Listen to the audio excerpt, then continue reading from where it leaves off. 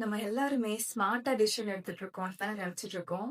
But 95% of people will always taking emotional decisions.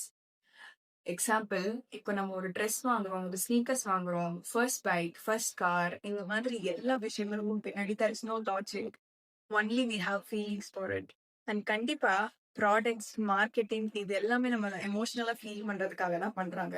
But that's completely fine when lot of money was not invested.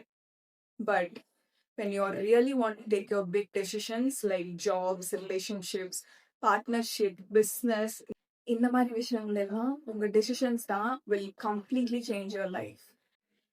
அந்த மாதிரி biggest decisions எடுக்கும்போது நீங்க எமோஷனலா எடுக்கிறீங்களா இல்லையான்னு தெரிஞ்சுக்க ட்ரை திஸ் அவுட்.